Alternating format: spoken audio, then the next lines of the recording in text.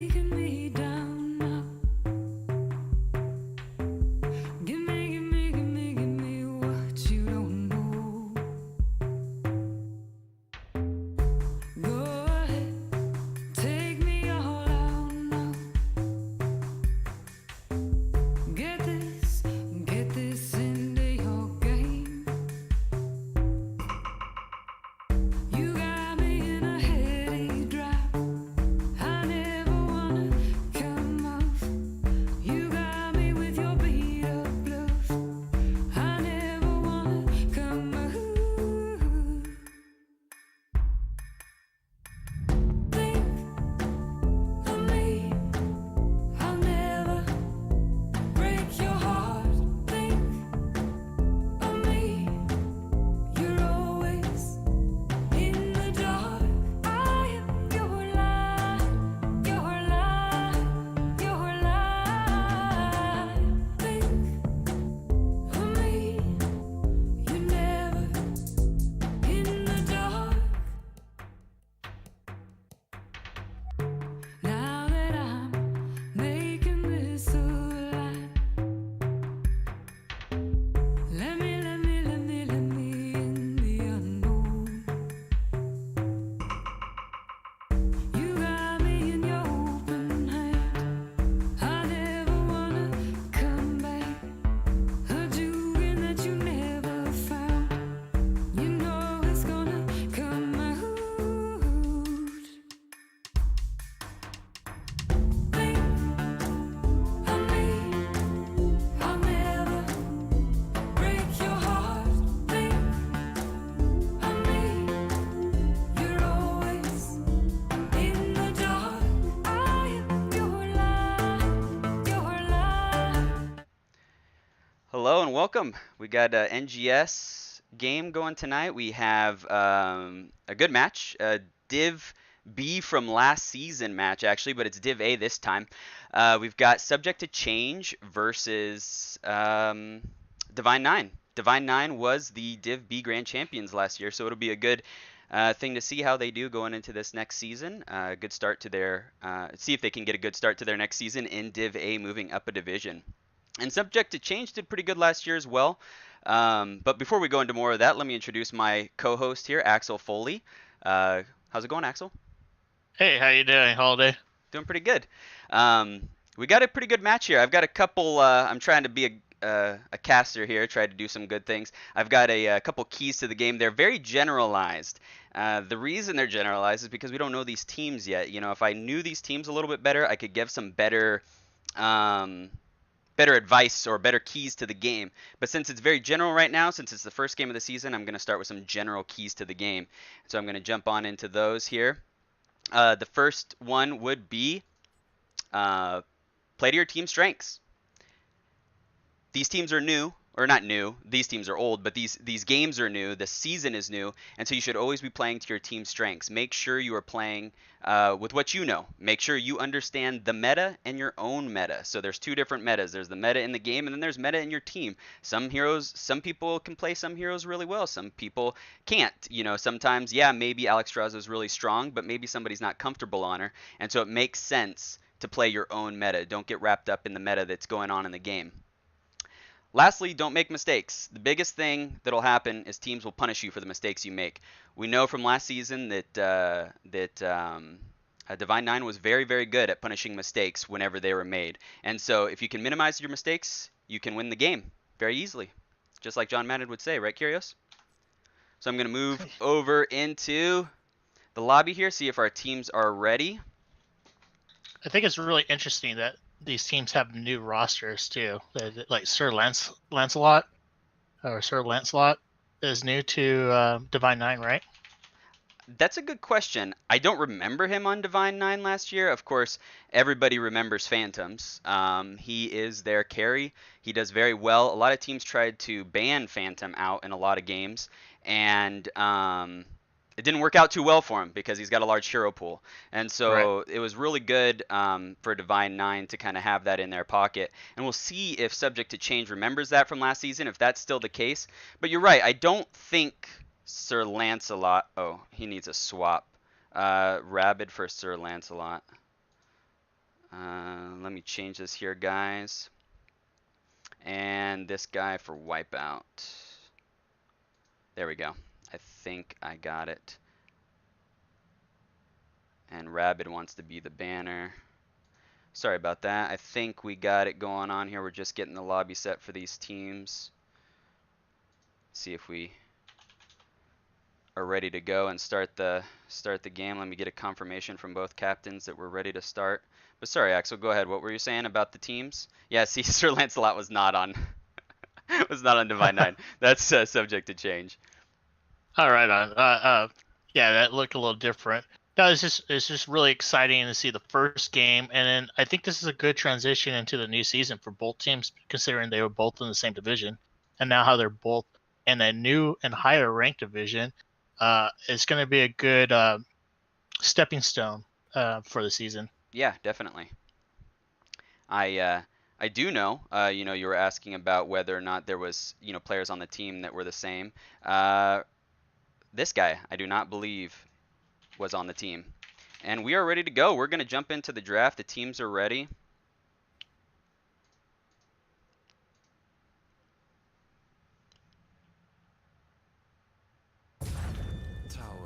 Here we go. Towers of Doom is the first map. The rules have changed a little bit for NGS. The way that the map bans and the map picks work is a little weird. I'm not going to try to explain it because it'll become convoluted.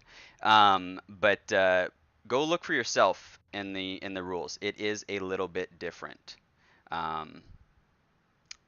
So you should check it out for yourself. Subject to change bans Chromie. She's very strong on this map. You know, there's a lot of delay potential. It's definitely something that people are banning more and more. However, on Towers of Doom, it has always been a ban. What do you think about that first ban?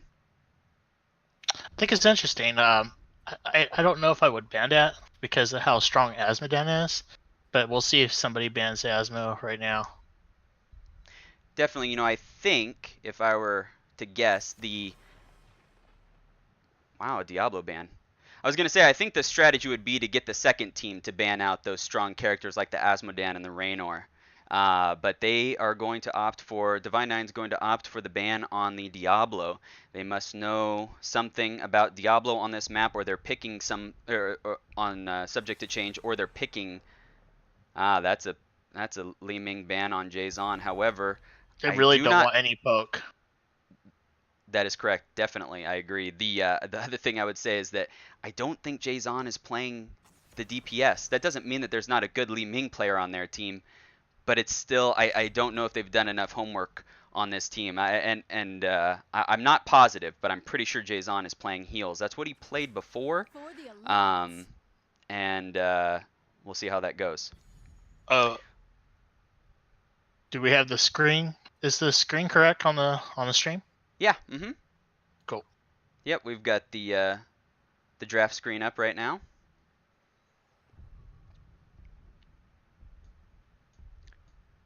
Because I don't see on my side, it's Divine Nine's on the left side. Team 1. Correct? Divine Nine is on the right side. Okay, they're the ones that banned Diablo. Yes. Okay. Yeah, it's interesting. Like, who knows if they're just going by last season's picks or they just really don't like playing against Diablo. Definitely, I think most teams will probably ban the Garrosh. Seems like today in today's meta. So.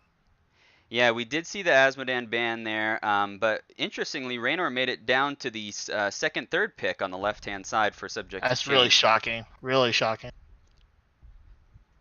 Genji and Muradin are not bad though. It's a good pick. Banning out the Rhaegar. Again, these are some strange ban. These got to be targeted because I can't understand why you would ban out a Rhaegar. He's definitely lower on the tier of healers at this current moment. And there's no healers that have been picked right now. So that's the first healer that has been targeted here. And an Uther. Divine Nine was known for the Uther back last season, so it is. That is definitely a target ban that we're seeing here. Yeah, definitely. And it does work well with Genji, so it's not out of the question. Still not top of the meta healers, but that's okay. Think we'll see Abbott there? It's a possibility. He's very strong on this map. The They do opt for the Urel and Karazim. They've been watching some HGC Urel, very, very strong in the solo lane. Karazim has been making his way up into the healer meta, especially for dive teams and even hammer comp teams. They Right. are looking like they could possibly be a hammer comp, to be honest with you. The Muradin Urel is very protect the hammer, where Karazim can provide the extra support needed, get back to give the unstoppable to hammer to make sure he can get out of tough spots. So it begins. Varian and Deckard. So subject to change is going with an unconventional. Logical. There you go. Yeah, you You got the called it. Abathur. Got that Abathur. Subject to change is going with a less than traditional solo laner in the Varian, but it works very well.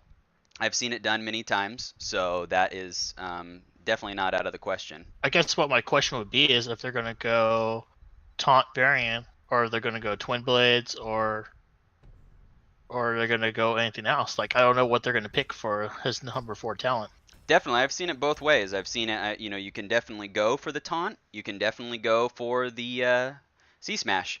It's not as common to go with the twin blades, but it is done. You see it at various levels of the game. The only reason why I would say twin blades is because they could compete with Urel, but I could see them using the taunt for Genji. So I'm very curious to see what they're going to pick. Definitely. They do have Phantoms on Genji, so that's going to be, their main focal point. Jason is on the Abathur, so I definitely was not 100% correct. He's definitely playing a more supporting role and not a mage role, but he is on the Abathur here. We're just about loaded into the game here. Which team are you liking better right now, Opius? Or Axel, I'm sorry. I don't know. I never seen Divine 9 play Abathur, so it's really hard to say. I like their setup, but I just don't. I never seen them personally use the Abathur character. Definitely. So I'm really curious to see how they're gonna do this, how it's gonna play out. Yeah, well, let me introduce these teams real quick. We've got Rabid Penguins on the Muradin, this guy on Urel, Judge Brett on the Karazim, Phantoms on Genji, and Jason on the Abathur. We're going on the left side, subject to change. We've got Math Problem on the Varian, Thundar V on the Raynor. We've got Wipeout on Garrosh, Linehouse on the Jaina, and Sir Lancelot is playing the Old Man Deckard. So everybody's bushing it up right now. We're getting started here in the beginning of the game. Nobody's crashing into the middle, but we'll see what's... Divine 9 is always looking for a pick, even from last season. This doesn't surprise me that they're just bushing it. But if subject to change were smart, they would just get into all the zones and start just soaking. We'll see what happens right here. I agree, and Wipeout sniffs out the bush. That was very good from him awesome. to be cognizant that nobody else was on the map on their side. Jason also placing down the traps to make sure that they can try to control those rotations. And it did force subject to change to rotate safe. They're spreading out, soaking in all lanes. Abathur definitely gives the advantage for that if played correctly. Jason soaking middle and top at this point.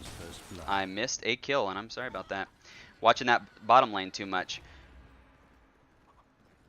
Yeah, they're roaming. They're doing the gank squad right now. Looking to invade this camp over here. They're gonna start the camp strong. Map control on the bottom of this map is very strong and something that you should be looking to do every time. I think it's a really good thing for them to get that kill and go straight for the camp. Way to go for them to punish or take advantage of the kill that they got. Varians up here. That was their whole goal. To get that where they were placed. That allowed them to get that instant gank and then just start the camp right away. There's no delay from kill to camp. I completely agree. They did a great job with that. They're still posturing here in the bottom lane to try to keep the wave clear going. They've got Deckard in the middle lane though.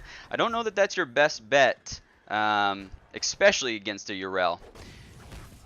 Divine 9 getting their camp to keep that bottom pressure going. I think they have a pretty firm understanding of this map and what the goal should be. Subject to change seems a little indecisive at the moment. But let's see if they can. They're keeping up in levels and ahead in experience, which is good for them. So we'll see if they can keep that going as we move forward here. It seems like Reynard Thunder is very confused because he's posturing going to mid, to bottom. I think there might be some miscommunication going on their team, but we'll see if they correct that. Yeah, I completely agree. Got a good toss by Garrosh, but Muradin is very hard to kill and easily jumps away. Got a little bit of a fight here. He did go taunt Varian. So we'll see what these teams decide to do. I'm always interested in this first phase. Usually teams will go to fight for the bottom one. I don't know if I good would have done toss. that. Oh, there goes. And Jaina gets blown Way up out by of Phantoms. position. They're Way too trading the far top ones. But Karazim, nope, he dashes away. He's good to go. Yrel jumps in, and they're 3v4 right now. But Judge Brett's We'll going see back if to get Kurian some can make mana. They do have Kurian's Abathur on. top soaking, so they've got a little bit of an advantage with this drawn-out fight. Genji goes in, takes out Thunder. Raynor is gone, and we've got Muradin coming in. He's trying to fight off this Garrosh. The taunt comes out, but it doesn't get anything. They do have the Abathur to help. Abathur is going with the healing build. If you see below, I've popped up the talents. I think they wasted probably between 5 to 10 seconds there. They could have just gave it up and went back to soaking. Karazim going for the block totem is very, very strong against Raynor. I can't help but think they intentionally left Raynor up in order for them to capitalize on it. They are still controlling these rotations. Divine 9 is. They're really prioritizing this bottom lane, and I don't think it's a bad idea. Up top we've got Jason though. He's sitting in the Abathur trying to get something done, making sure he gets all the soak for his team. And they've committed 4 down here to see if they can take a fight. It's 6v... oh. Divine 9's got level 7. They did get the camp. Deckard gets a good root. But they're still just not able to secure any kills. They need to utilize that Garrosh to get up into where Deckard roots to make sure that they can get some kills. Or with the Deckard slow. They've got a good slow and Garrosh combination there that they can utilize. Let's see if they can do it in some of these team fights.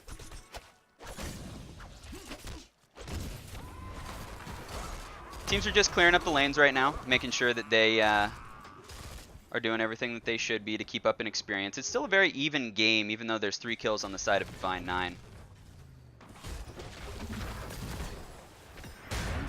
The taunt comes out onto the Muradin, and we've got a that was great really good. blizzard from Jaina. Linehouse That's secures the kill. Actually, it was Raynor that secured the kill. Thundar V. Great job by them securing that bottom camp too. Get some They pressure sniffed going out for the themselves. rotation. They sniffed out that they really wanted to get this camp. It was part of their plan. And I think if they keep on throwing that wrench into Divine Nine's plans, they could have a chance of winning this. I completely agree. They caught him in that rotation. They were split between the lanes. And now they're focusing on getting this. Be able to tie this up if they're able to secure this. And it looks like Divine Nine's just going to give it over, which is a smart move because Muradin's not back yet. Everything's tied up. Divine 9 does have a slight lead in experience, but not too much. Probably around a half a level, seems like. Mm-hmm. Jason doing what he can to keep the soak going for his team.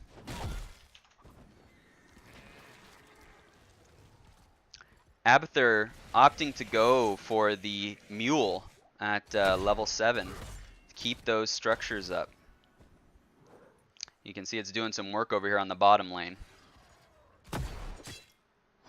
Math Problem still soloing the top. You know, I can't help but think it's giving them a little bit of a slow clear here. They have Jaina, but they don't have the advantage with the clear on the solo lane, which is hindering them a little bit. But they're still keeping up, like I said, in the soak. Can you show the talent box so our viewers can see what they're picking? Yeah, I've got it up right now. Sweet. Are they asking for it? No, I know we were in a delay. I'm watching our delay, so it's I'm a little behind sometimes on. Oh yeah. The teams are just posturing right now. It looks like everybody's trying to get 10. The goal is to get to 10. Both teams are very, very close. Camps are going to be picked up from subject to change. Smart idea, but Divine 9 is sniffing it out. However, they are outnumbered, so they're not going to be able to take this from them.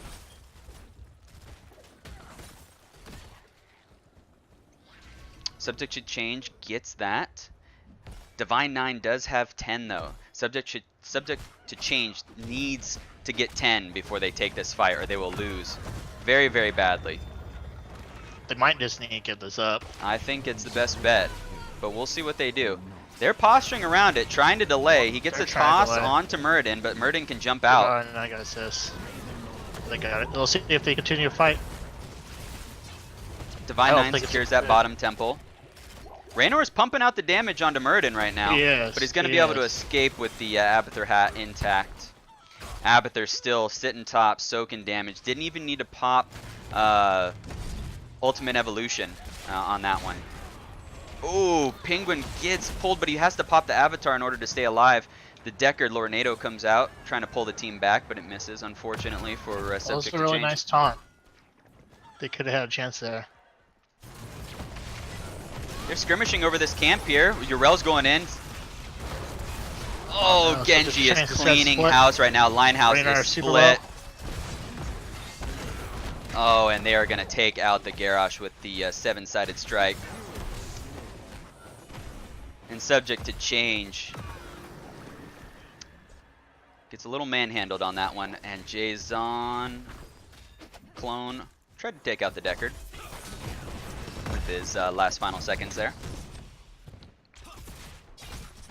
They're just gonna And put now- on the pressure in that bottom lane and try to control the game by the bottom lane. That's right. Sir Lancelot staying a little too long there in that fort. He wasn't going to be defending it very well as Deckard Cain all alone. But the rest of the team is up and they're pushing in now. Able to save that bottom keep. I think that's really good for them, especially considering the deaths. And they're only down by 4 points right now. They also are down by a little bit over a level right now, but it's not anything that's unrecoverable. They It do took some have discipline from Divine 9 to just back away, because they could have easily took a little bit damage, but they would have got delayed from the shrines. definitely. But that discipline they have just to give it up, go to the shrines, and make sure they get their points is And really impressive. they're going to trade here, so the deficit is still 4 on Subject to Change. Phantoms was down trying to gank the Raynor there, but they were still able to trade out the keeps. And both teams going for their camps again. Seems like Subject to Change has picked up that they need to be on these camps and prioritize them a little bit more heavily. Urel goes in. Amazing point control with Urel. Muradin goes in but gets tossed out. The Lornado zoning out the enemy team. Judge Brett is in deep with Karazim trying to get some damage out. But Divine 9 does secure the camp, so Subject to Change is going to have to split it up. They taunt the clone. And Sir Lancel or Math Problem is running away for his life but gets picked off by 4 members of Divine I'm really 9. curious to that again if that was just miscommunication or not, because you saw him posturing back and forth. He wasn't sure if he was going to go in or not, and he took too long to just get out of there, and that caused him to die. I agree. And we've got Divine 9 there jumping on this camp. You know, surprisingly, we see the Sacred Ground off of Urel. It's worked out very nicely for them to fight over a lot of these points, and with the low cooldown that it has, they're able to pop it multiple times, and they're able to secure that that boss there to give them 4 more points, and now they're at an 8-point lead. They're creeping down here onto Subject to Change. They're trying to get this bottom keep, and they may be staying a little bit too long. The Deckard root comes out and doesn't hit anybody, unfortunately. There's a good toss by Garrosh, but Jaina gets blown up. Focus down, and Raynor is about to fall as well. He gets a potion from Deckard Cain. Nice job by Garrosh and Varian to close in that hole, but the Slug is up top collecting points for Divine 9. Able to channel that altar up top because the whole team was bottom. Phantoms taking out Raynor, and Judge Brett is channeling this bottom altar down here. Yeah, unfortunately, they're making it look too easy. They're really separating themselves. They were really close in 24-28, and now they got all 3 shines. It's going to be really hard for Subject to Change to come back from this game. Yeah, I agree. You know, unfortunately, right now they've also got a talent tier lead, and with Abathur and Genji and Urel and Muradin, they are just a beefy team. Yeah, that 16 is going to be really dangerous. They're already taking over all the team fights, and at 16, I think they're just gonna have an easy time during these team fights. But we'll see what happens. Yeah, I completely agree. It looks like they're going up to try to contest this. I don't know if they know that they're there. They must know, and they're sniffing it out here. And it looks like they're going to take a fight there on even talent tiers. Garrosh goes in and gets the double taunt and the throw on Rabid Penguin, but that's not the person you want to push down. The Lornado pushes Muradin out of the fight, but Matt Phantoms is going in to just sit on Deckard Cain and make his life miserable. Karazim gets a good pick on the Garrosh. They're running for their life, but you cannot run from a Genji and a Yrel. They're just going to be on top of you the whole time. The taunt onto Judge Dredd was good, and they can't quite secure the kill. Oh, and Phantoms just goes in to clean up Jaina. Meanwhile, the Slug is down bottom, just body pushing the whole time.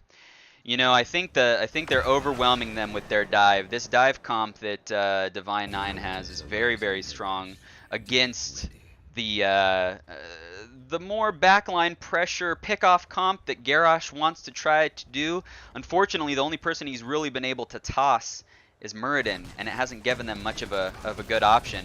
You know, the Divine 9 has done a good job in the draft of picking characters that can get out of the toss. Every single one of those characters has a way to get out, of course, aside from Abathur. They take the bottom keep, so it's going to give them the ability to get 5 points on this altar. It is a double altar phase, and Varian's getting burned down very, very quickly, and Judge Dredd is going to secure the kill. Uses the 7-sided palm to stay alive. Lionhouse getting rushed down by the hatted Yrel. Judge Dredd gets taken out by Thunder. A good job by Raynor to secure that kill. And this is not your keep. That is not your keep. And this is probably going to be GG. Yes, Looks it like is. it's gonna be. They got the minions in. That's going to be 1 point going over to Divine 9. You know, the game really started really slow, and it picked up really quick. As soon as Divine 9 was able to just separate themselves with the extra kills and getting all the points, it was pretty much game over from mid-game. I think that Subject to Change really needs to have better shot calling as far as team fights. They look really confused. They're out there shooting different people. They're Garrosh through, I think it was Muradin out of Blizzard, which sucked because he could have died. He was really low health. So there's definitely just some miscommunication going on. If they could fix that, I think they could have a shot for the next game. Yeah, I completely agree. You know, I think they did. I think they had a plan in mind, but Divine 9 just had a plan that was better, and we'll see how it goes. For Game 2, we are going to Infernal Shrines. While I set up this lobby, if you would please take a moment, Axel, and give the word from our sponsor here. All right, so I want to thank our sponsor for hosting us today, and that is Bloodlust Energy Drink. Need a boost? Get Bloodlust Energy Drink for that instant energy boost. Guaranteed to increase your movement speed by 25%. That's 25%. Product is made from real blood particles. Drink with care. And thanks again. Thanks And a lot, you can get at Bloodlust. your local. You can get at your local 7-Eleven or Circle K. Perfect. That is if you're on the West Coast. I don't know about East Coast places and what kind of locations they sell Bloodlust, but definitely West Coast locations. Yeah, your nearest gas station probably has a Bloodlust stand. That's with right. ice. All right. Let me see here while I get this set up.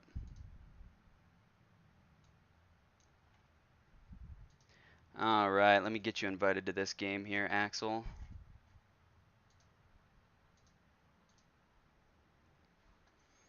All right, I got to make sure I get these teams set up. Swap with Phantoms.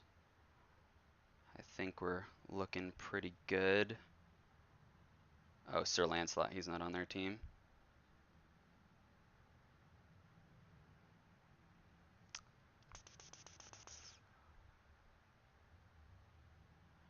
Judge bread for Sir Lancelot. There we go.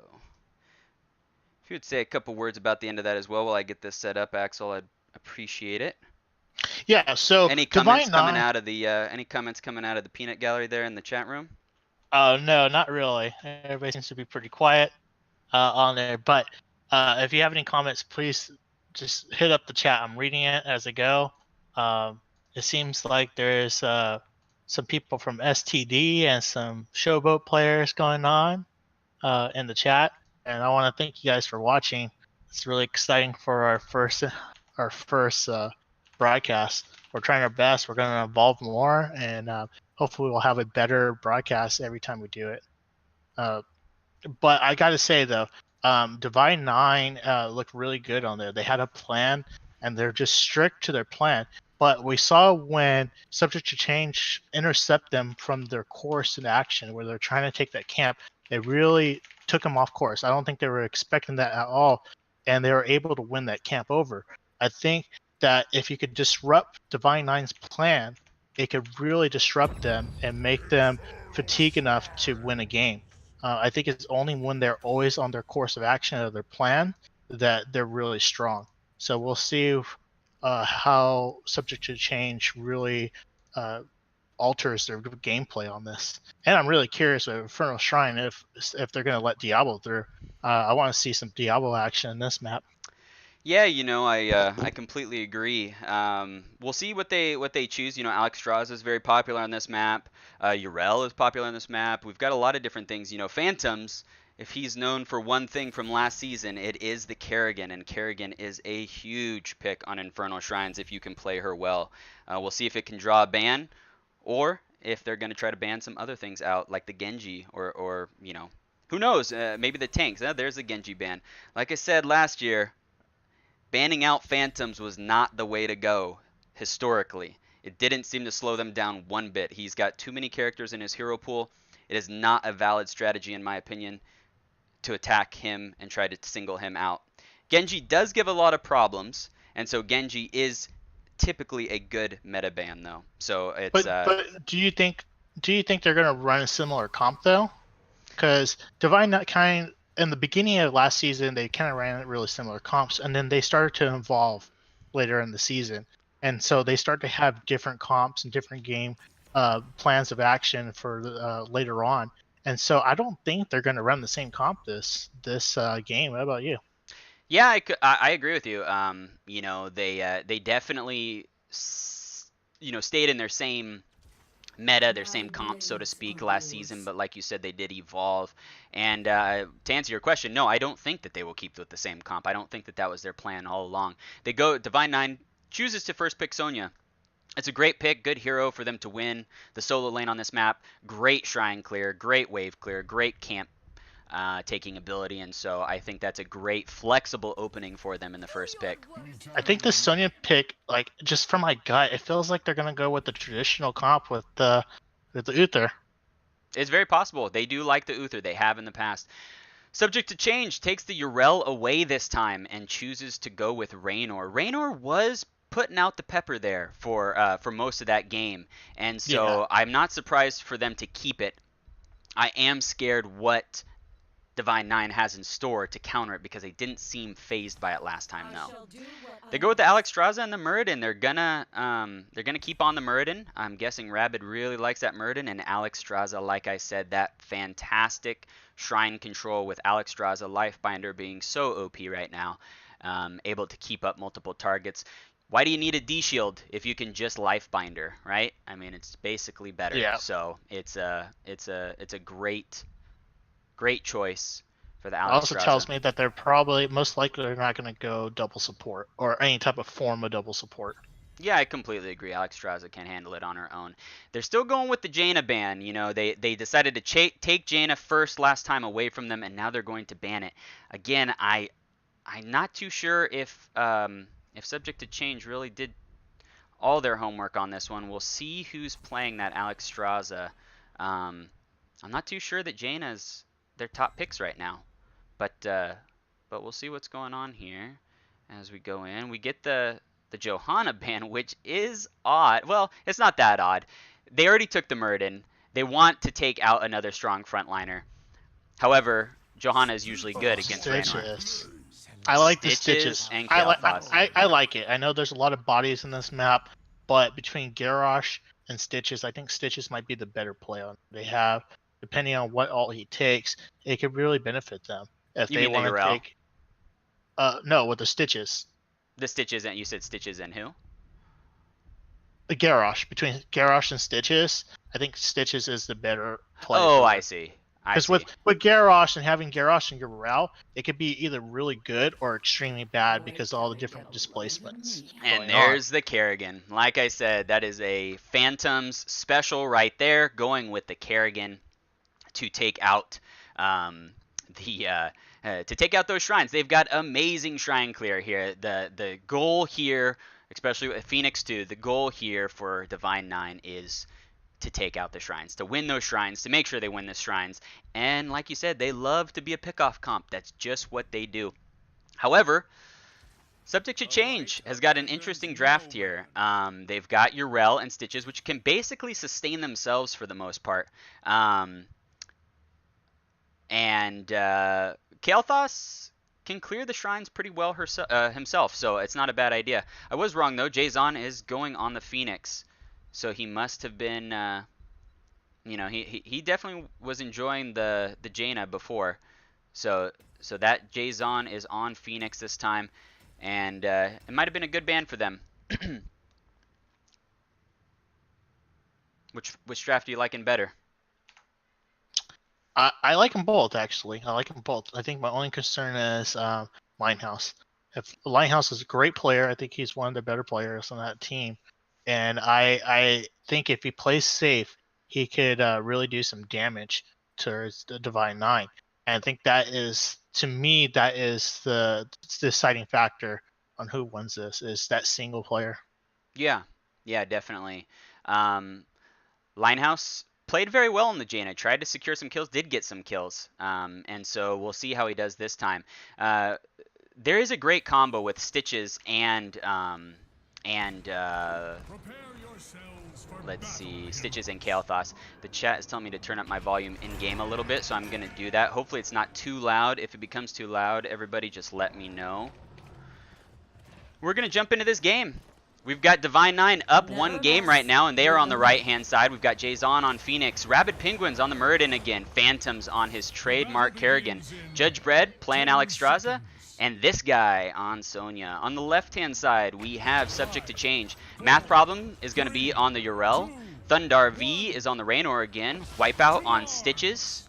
Lancelot on Uther. And Linehouse on Kael'thas.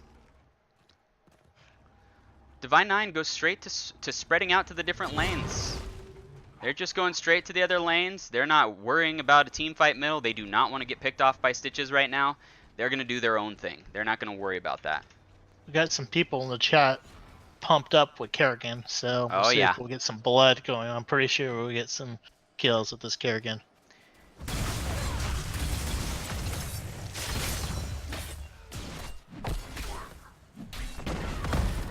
So it doesn't seem like they're setting up for their normal type of gank right now. It looks like they're just going straight soaking and just getting everything started for this map. Unlike the last game where they were just waiting for that gameplay. Yeah, you can tell that that they've been doing some practice during the off-season, Divine 9. Going to clear that bottom lane first. Oh, and they pick up Phantoms from the Stitches, and it gets the stun, and he is going to get out, unfortunately. But that was a great pick and great follow-up by Linehouse. Wonderful hook. Thundar realizes that they're coming for him. Uses the Q to get out, but Phantoms is going to pick him up. And he's going to make it out. Oh my gosh, the orb over the wall. And Phantoms is going to walk away with 30 health there on that fight. That was very, very intense. Wow, I'm really surprised Jason was able to get that kill. I guess it shows you how overpowered Phoenix is. So he was pretty far away. Yeah, those orbs can fly. Not a bad response from Subject to Change, though. I like what they're doing. Camp's getting picked up immediately by Subject to Change, and it looks, or by Divine 9, and Subject to Change is responding with the same thing. They realize that that's what's happening They're here. a little slow right now, too. They're going to be able to pick it up before it ends here. This top lane is a little bit of a brawl. Yrel should be able to sustain this lane pretty easily against Sonya. And Divine Nine's fighting for this bottom camp, but Subject to Change is not willing to try to contest it from him. They're just going to give it up while they clear the mid camp. Yeah, what's Uther doing there? Is he just AFK standing? Oh, there he is. He's moving now. We got Alex Straza opting for the W build. That's a really nice build for this map and provides globes to his team once they start. And we've got Stitches going on with the Slam build, looking to put out the damage as a tank there with the Slam build and provide enough slows for his team to keep going with him. It'll also synergize well with Ace in the Hole on Raynor to provide the extra damage to all the targets that are slowed. Looks like Divine Nine got a really early start on their camp. Their top camp. They did. They got an early start on their camp, and they're getting an early start on the shrine. Subject to Change was clearing out that mid lane, and they are going to have a little bit more pressure going on in that mid lane, but they don't have any camp to push along with it. There's a little skirmish going here. Rabid Penguins just zoning out the enemy team.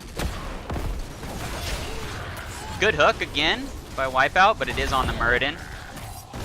Muradin playing good defense for his team, standing in front of those hooks. Yes, Wipeout really needs to not pay attention to that Muradin, even though it's really hard not to. The dragon comes out, gonna start the aggression now. Phantoms gets a good pull on 2 targets. This is a spread out fight. Everybody is everywhere. And Sonya's getting burned down.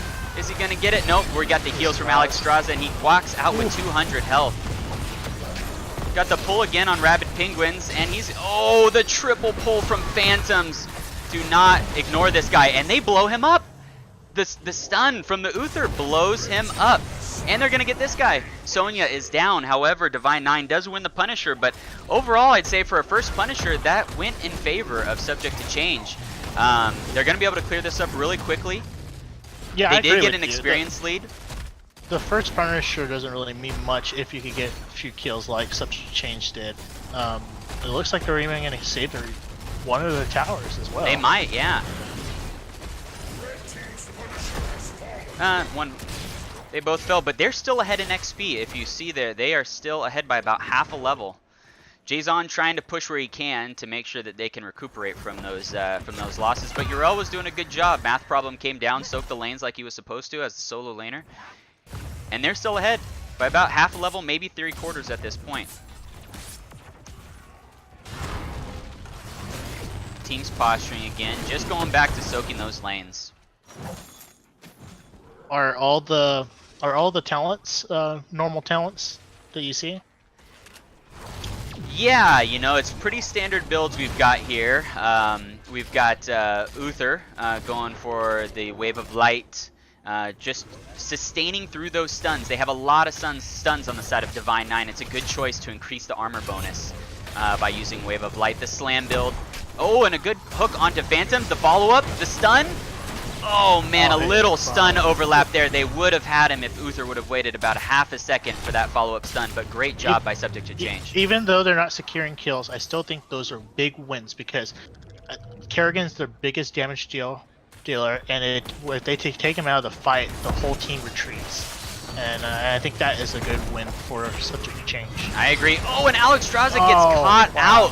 Great job picking him off. That stun was beautiful for Uther. Linehouse feeling a little bit of pain right now. Phoenix can get in some sneaky damage in the interim. Go down here and see what's going on. Jason is clearing up these lanes. He's been doing a good job focusing on these lanes when he can. Subject to Change, moving up to the top camp to secure this before the shrine pops. The shrine is middle, so this is a good job by them to get this. The shrine should be popping up soon. Let's see if they delay on this. Divine Nine decides to get the bottom shrine, and they're not going to delay. It's a little early. It's a little early, but I think this is a good call if they go in and try to do a team fight, because they're going to get 10. And what I would do is, as soon as I get 10, I would automatically go after and try to gank somebody. Yeah, definitely. They should definitely, be aggressive with that talent tier. See if they can secure a kill before the shrine. Right now, they're going to clear up this bottom. while Divine 9 is spreading, just trying to get Soak anywhere they can to see if they can make sure They're getting and it get quick. 10. They're getting that experience quick. I'm They surprised are. because They're only soaking 2 lanes.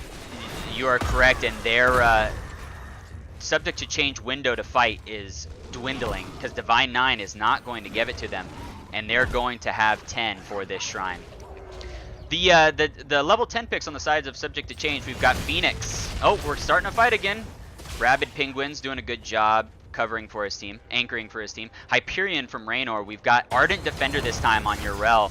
We've got the D Shield and Putrid Bile on Stitches. Right now, Phoenix is holding on to his ult, waiting for something. Kerrigan's got Maelstrom, Lifebinder on Alex OP, and Avatar on Muradin, and Wrath of the Berserker is popped for Sonya. Let me zoom out here, give you guys a little bit better view. Oh my goodness, and this guy gets saved by the Lifebinder, but Phantom goes down to Raynor. The Hyperion secures the kill, and Wipeout is killing Rabid Penguins, and oh, is Stitches going to be able to get out of there? He is. Barely gets out alive. Great job by Subject to Change, focusing multiple targets at a time, putting out the damage. Linehouse did a great job there, making sure to put out the damage. If you see here on the bottom of the screen, Linehouse is putting out a ton of damage on Kael'thas, going just completely unchecked by the enemy team. Stitches and Yrel are doing a great job protecting him. And Subject and Yrel to was Change. able to save their top tower too, which is super impressive. And he's soaking, so they're gonna get that level 13 so quick, and they could take advantage of this whole map. This map could be a real downpour if you could take advantage of these shrines. I agree. Divine 9 pulling the Immortal back, doing some damage onto it, but they still might be able, Subject to Change might be able to get this fort here still. Yrel pushing the enemy team back, John Cena jumping onto Rabid Penguins, and they are going to secure this fort, and they're going to be a fort ahead. That was Great good. job Let's by see if they Subject take to their Change. camp. There might be a big fight right here. They are. They're going to go straight for this camp. They do not have level 13 yet, so they do not have a talent tier advantage. Zoning from Phoenix. Linehouse is going to do a little bit of zoning, but Rabid Penguins jumps over the wall, and Sonya's going deep into the enemy backline. Rabid Penguins is losing a little bit of health. The D-Shield goes out onto the Jason Kael'thas. retreats. Jason is hurting right now.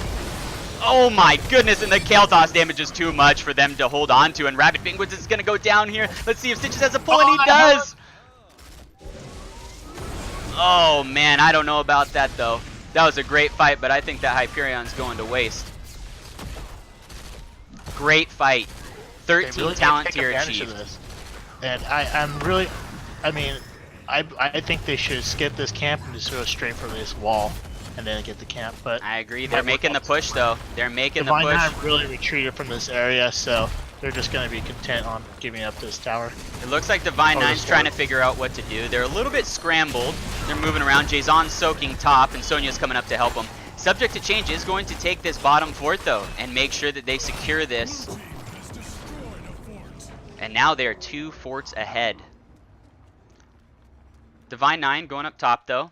Looks like they're trying to get a little bit of push here, but they're scared. They're not too sure where the enemy team is. They are hiding in the fog while the rest of their team is clearing out bottom. And Math Problem comes in, diligently defending this top fort here, while the rest of his team collects another camp. And soaking again. Divine 9 still does not have the their level 13 talents. Yeah, they're falling way behind, and they're moving around in odd formations here, and I think that could be hurting them from getting that soak to catch up. I completely agree. And now, Subject to Change pushing uncontested on the top lane, and they've got It's really mid. good for them. I completely agree. They've got, you know, they're clearing here kind of mid. Judge Bread's trying to collect those globes. He's only got 22 out of the required 25 for his quest, and we're 11.5 minutes in. And they see him. Divine 9's showing their position, so they're Subject to Change is doing this without any care. Yeah, they are trading. They're just And they're going to gonna trade take this. they're gonna take their camp right now too. They are Wow. getting a lot for this, and they may not even complete this. Oh, Phantoms and Judge Bread are going to stay. They're going to make sure they secure this. But Jason is going back to clear the top again. Oh wow. And they do get that camp, and it's going to mean pressure onto their top keep here for this shrine. Subject to Change almost has 16, so we'll see if Divine 9 goes in to try to fight them before they get that level 16 talent tier. It's probably not a smart choice. I think the better choice is to stay back and not take the fight, but we'll see what happens as they move up. Divine 9 did get 14. They're trying to close the gap. They're working their way up. They're working their way up. They're going to take a fight. Yeah, I take back what I said. I meant that it should be a fight that they take without the 16 talents on the side of Subject to Change. And they're just invading, and Subject to Change is saying, sure, go ahead, walk on in. That's so odd. But again, though, like the last game, their problem was not focusing on anybody. In this game, Penguins they're goes doing a really in good onto job. Linehouse, trying to take out that Kael'thas, which is a good idea. Oh, and the D-Shield comes out and saves him. But the Kerrigan's on the back line. He is getting surrounded, and Phantoms is getting burned down. The Lifebinder goes on to a different target, goes on to, I didn't even see, was it this guy? I missed it. But Lifebinder saved somebody, but it was did not save Phantoms. And this guy is getting chased down. Sir Lancelot getting the stuns off, the absorption coming out from the Urel. And that was a good trade for Subject to Change. And again, they got 16 talent tier. What can Divine 9 possibly do now? They're just having a hard time securing these kills. They're very melee heavy, and they're walking into some really, really beefy tanks in the Stitches and Urel. Linehouse is doing a wonderful job. He's really surprised me. He's doing a wonderful job staying safe, getting out of there, putting out the damage. It's really impressive. Between Kerrigan and Phoenix, I was expecting to see Linehouse to get blown up instantly. John Cena jumps over the wall. Rabbit baits it over. Good job, so they can pull it back to try to get some damage on it. While Subject to Change tries to pull into their camp here. They're not going to get much off of this because they did a great job pulling this in, and there was no wave for Subject to Change to walk in with. I'd say that was a success for Divine 9, honestly. They were able to defend, they didn't lose anybody, and they were able to close the gap just a little bit and not lose a keep. Subject to Change, posturing up, seeing if they can take a fight with their 16 tier advantage.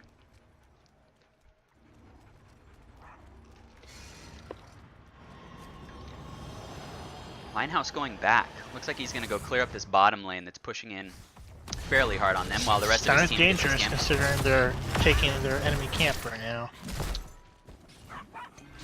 Well, they're able to do it though with these. Right now, the damage is just such in favor of Subject to Change. Linehouse and Thundar are just crushing it on the hero damage department. Kerrigan has been effectively shut down this game. Only 9,000 damage. Alex Straza has almost more damage than Kerrigan right now. And they are shutting down the legend that is Phantoms on that Kerrigan. Great job by Subject to Change. Making sure that Kerrigan can't do anything. For any team, any Div A teams watching, this is how you play against a Kerrigan that is typically oppressive. They're doing a great job shutting him down. Divine 9 looking to try to gank up here, they're looking to take this camp. Gonna try to steal it from them. But Subject to Change hasn't sniffed this out yet. But they're just saying, hey, we got a camp down here. We're gonna fight for your bottom keep wall. How about that? They've also got gonna get it. Yep. and Divine 9 backs. They go back. They're like, this is not good for us.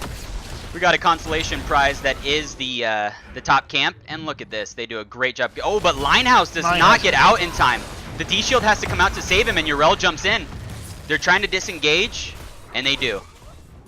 D shield used to save Linehouse there in that moment. That is a big cooldown wasted before the shrine phase. We've got 75 seconds before that comes up again.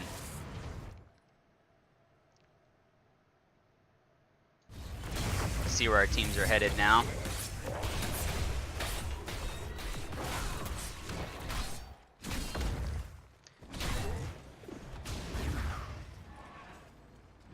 They might have the cooldown. It might be up. They got 50 seconds. So They 30 got- seconds into the shrine. They've got to just wait for 20 seconds before it'll be back up again. Yeah. So if they play kind of passive and safe. Oh, Thundar walking in. Muradin sniffs it out. Phantoms jumps in, and the wonderful Planet Cracker by Jason. and Phantoms get saved by the Alex Straza, and Yrel is gonna have a hard time getting out of here with the amount of stuns that they have. And that is swinging things back into favor of Divine 9. That was an aggressive invade by the Raynor there. They didn't have the ult. That's true. The Shrine's in the middle of the lane, and they have a port there still with the wall, so they could still save it. If it was bottom lane, or possibly even top lane, I think it could have been game over there. Yeah, I agree. Right now they're just prepping this lane though. They've got Sonya. She can clear that shrine easily by herself. And right now they're prepping this lane to make sure that they can get that keep. And all the work that they did to defend that top keep is now done, and they've closed the experience gap, Axel. It is, it's so quick how these games can flip if you're just patient enough and you get the right fight at the end of the game. Yep. They're taking camps. They're going to have a lot pushing on this. This could be game. They're going to have a big push here. If they can get a pick, this could be game for Divine 9 to secure the 2-0 on top of Subject to Change. They've got double camp plus John Cena rolling down the middle lane.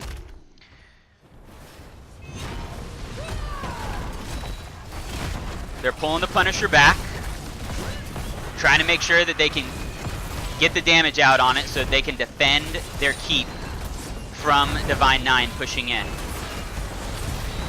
Oh, they're definitely getting this keep. They're doing a good job though, Subject to Change. I think it's a smart idea.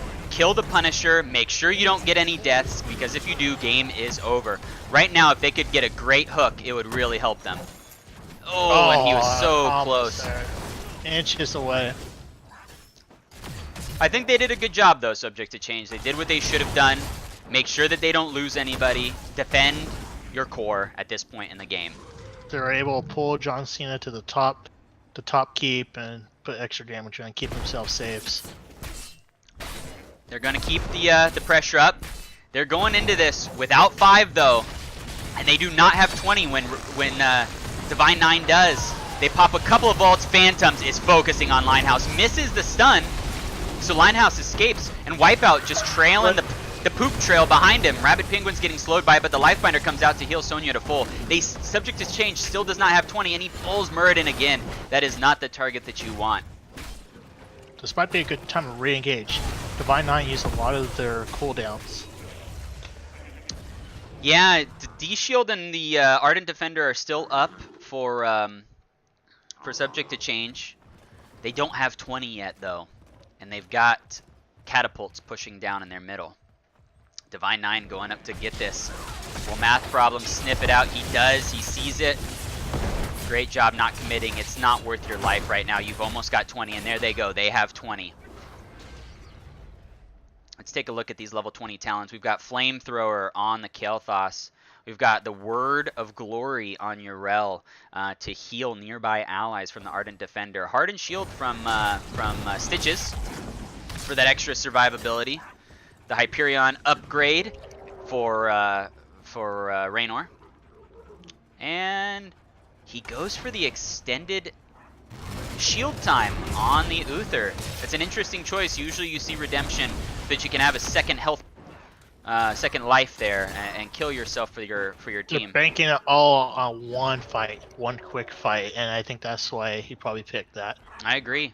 Divine 9 bushing them again. Luckily we've got Stitches out front this time, but it may not be enough. He gets hit hard. He's getting the Planet Cracker divides the team. Yrel's by herself. Yrel is all alone over here. The absorption comes out though. She's able to stay alive for a little bit longer if the team can re-engage. She's going down though so fast, and they're not able to secure the kill on any of the other enemy team. And the Rabid Penguin gets a life binder, and he is back to full health. I just don't get why Subject to Change didn't re-engage right away on it. They really needed to. There was nothing there to block them. Yeah, they had the Ardent Defender up. They had what they needed. And now they're going to be down a player for this Shrine, and there's no way that they're going to be able to contest this. And I don't know that aside from a full team wipe, if they can even defend against this level 21 Punisher. We're 22 minutes into the game right now, and I don't know that it would be enough. They're doing a good job to not lose a lot, but they're also not gaining a lot either right now.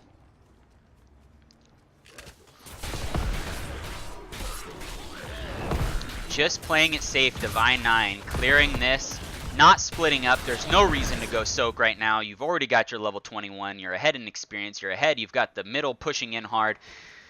Subject to Change is trying to clear out bottom a little bit here, seeing what they can get. They've got a consolation prize of a camp down here on the bottom, but I don't think that it's going to do very much unless they're able to team wipe Divine 9 here on this Punisher. Divine 9 doing a great job getting the additional help from the camps for their Punisher. And John Cena, the Frozen Punisher, is closing down on the top lane to try to secure the game for Divine 9. As you see, they're pinging over here. Make sure you do not walk over into this or be careful of this. They could be hiding. It's a good ping. Nobody's there, though. Wrath of the Berserker is popped. John Cena jumps over the wall. And they're pulling him back, trying to do the same thing. Burn it out quick. Burn it out before the enemy team gets here. Hyperion coming out. This guy going in deep, but the Lifebinder comes out to save his life. That was popped a little premature, I think. It might give Subject to Change an advantage in this fight, but the absorption comes out and they get nothing off the Planet Cracker. Dragon is popped by Alexstrasza. Wipeout is sitting in the middle of the team, and this guy is spinning to win. And they're pushing down onto the core. The whole Subject to Change is spread out, but they're still doing okay right now. John Cena jumps in on Wipeout. The heals are just not enough. Oh, Linehouse is getting stunned out by Phantoms. The hook onto Phantoms, and Phantoms is going down low, but he gets the heal from Alexstrasza, and it's not going to be enough to stop him. The damage is going on to the core. They need to kill this team, and Phantoms and Divine 9 are able to win it out from behind on game number 2. It's a really good game. It was really leaning towards Subject to Change. It wasn't until Divine 9 really started to play it slow. They were able to force the fights in their own terms. So their infamous party bush. They like the party bush, the beginning games, mid games, and end games. And we saw how it worked for them twice in the end game here. And I think that really helped them win that this game. Yeah, I completely agree. Let's see if we can get Jason or one of the members of Divine 9 into a channel. If you would switch over with me, Opius, we're going to go into a lobby here. Let's go into lobby 2 on the Discord, Sounds NGS good. Discord. Yeah, you know, there we go. Yeah, you know, I think they did a good job. They really did a great job pulling it out there. They held their own in the in that final game. They were behind. They were playing from behind. Subject to Change was pressuring them hard, shutting down the Kerrigan. Kerrigan didn't end up with that much damage if you look at the results here on the match summary screen. You know, Kael'thas, Raynor were really pumping out the damage. Even Stitches almost matched Raynor's damage, and they were really pushing down. Kerrigan was shut down for the most part, but it didn't matter when it counted. You know, they were able to get the damage out that they needed. They were able to get the kills that they needed and able to secure the shrines, which was the point of their comp all along, was to win the shrines. And Subject to Change really did their best when they stuck together on team fights and just pushed down and retreated together as a group and then re-engage as a group. And we saw the last few fights there. They were split. They were in different areas of the map. They body checked bushes, and that ultimately led them to lose those fights. It could have been different if they would have stick with the same plan as they were going on. But Divine 9 did a really good job just being late in the game and really overcoming adversity and staying calm, and it really allowed them to oversee this whole game and ultimately win it. I agree, and we've got Jason in the channel with us. How's it going, Jason? How do you feel? Hey, feeling pretty good. How are you guys doing? Doing pretty good. That was a great Doing game. good, man. You know, let's go to game number 1. You guys pulled out a good strat. I think you guys were, you guys did a great job in that game. Can you walk us through that comp and what you guys were looking to accomplish in that game? Yeah, I feel like there's a lot of heroes in the game right now that are almost auto ban material, and when you see one go through, a lot of times it's a good idea to try to build your comp and your strategy around that. So when we saw Genji not only go through the bans, but then they didn't first pick it, we felt like we kind of had to jump on that. So we just kind of built a strategy around that. We've been practicing the Abathur comp in the off season as one of the many things that we were trying to branch out from, because we felt like our comps and strategies were a little bit limited last season, especially during the regular season. But ever since we got into the playoffs for B division last season, we've been expanding our hero pools, trying out new things. And that was one of the comps that we had ready in our back pocket. And I thought we executed it really well. I was really proud of my guys on how they played in that first game. Yeah, you know, from what I could see, you guys did a great job overwhelming a Garrosh comp. He could not throw anybody because you guys were all there. So it really didn't do too much for the team. Going into game number 2, the chat was very hyped. You got the Kerrigan, the Phantom special, but they shut down Kerrigan pretty hard. I don't know if you're looking at the match summary, but Phantoms got shut down. What was going on there, and how did you guys pull that game out? Yeah, the early game was pretty rough for us. You know, we thought we would be able to rotate around and get picks, but I felt like they did a pretty good job of rotating safely and being passive and kind of not enabling the Kerrigan to do what Kerrigan's good at in the first half. And then once they got their ults, you know, they had a lot of game-saving ults that stopped us from isolating people, which was basically our whole combo. Isolate 1 or 2, just lay down a ton of damage on them. And they did a great job of countering that. And so in the mid-game, that's kind of how they pulled away and won a lot of those map objectives and team fights. And then in the back part of the game, we just tried to adjust to that. You know, we tried to bait out cooldowns and then fight them when their big, you know, game-saving heroics were down. And, you know, it was just good adjustments all around. The whole team played very patient, and we were able to bring that one back. A little scary, though. Yeah, I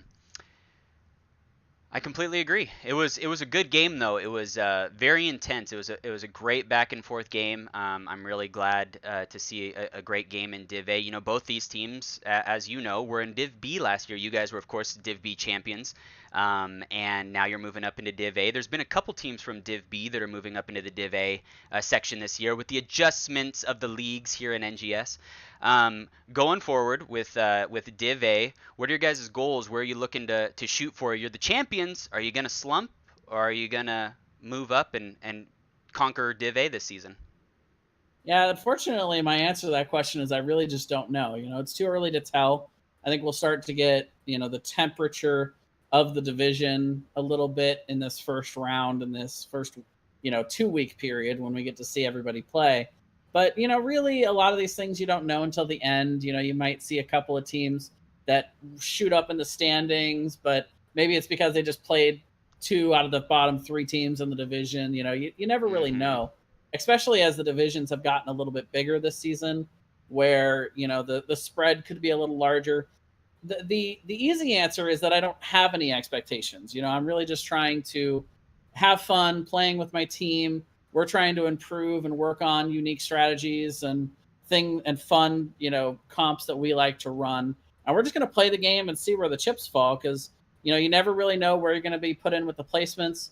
And one of the hardest things to do is have good back-to-back seasons, let alone even putting together 2 good seasons in a string of seasons. So we're going to do our best, but don't really know what to expect just yet. Yeah, sure. I respect that. One last question for you from me, and then I'll throw you over to Axel Foley. You guys had a roster change. I don't remember who the last guy was, but this guy is new, correct? Correct, yes. And how'd you guys pick him up, and, you know, how'd you find him? Where'd you throw him into the, I guess he's a solo lane for you guys. Yeah, he's a good friend of Phantoms, so that was a good sign right off the bat. You know, we had somebody, you know, we had a couple different people that we had in that spot kind of in the first half of last season. And then about halfway through, we had a big roster movement on that spot, and we ended up putting Siege in, who was one of our subs. And, you know, he's actually now the team captain for our sub team, Divine 9 Blacks. So I think they're playing in Div D West. Awesome. So yeah, you know, it's going to be cool for him. But I think he was just a little bit lesser experienced than most of the other people on the team. And so he felt like that maybe wasn't the best situation moving forward. But he's a really good guy. I'm really glad he's still, you know, in our Divine 9 family as we kind of grow into a double team kind of situation. And yeah, I'm really excited for this guy. You know, he's coming in, is integrating into our team strategies, getting used to playing in a team environment. And as always, those changes come with a little bit of growing pains. But I feel like he's doing a good job. He's a great guy. He's fun to play with, and I'm really excited about our roster. Most of it moving forward is pretty much the same. Everything works pretty much the same as it did before, and hopefully we won't see much drop off, and we'll have some success this season. Awesome. Well, best of luck to you. Any questions, Axel? Yeah. First of all, congratulations, Zazon. It's Thank nice you. to see you get back into the grind and get your first win of the season. And how do you feel about that? Yeah, getting over the first one, that was really a good hump, but to get over for us, because last season we, actually tied a lot early in the season. I think we started off like, I want to say like 1-4, or 1-4-0, I should say. We didn't lose all season, but 1-4-0, and I think down the stretch we did something crazy like 6-2-0. It's like after we finally came together, but it's because we had a massive roster shift from season 3 to season 4. So like I feel like there's a lot more consistency going into this season. Nobody, other than the one roster swap we made, nobody moved positions. Everybody's still playing the same as on that championship roster. So it feels really good to start off the season strong, especially against a good team like Linehouse's subject to change over there. Guys we're pretty familiar with, and really nice guys that play on that team. It was nice to get to have good fun competition, and maybe we'll look to scrim those guys later in the season. That's awesome. That's awesome. So in the first game on towers, I noticed that you guys set up right away on the enemy team's bottom bush, right next to the camp. You guys were waiting. Finally got the gank. Finally got a rotation in from the enemy team. Got the gank, and then automatically went to camp and got some of that wall down. And then from there on, it really looked like you control not only the whole game as far as camps and rotations, but the pace of it. You guys were really set in a nice little pace until around mid game, and then you guys started to really pick it up.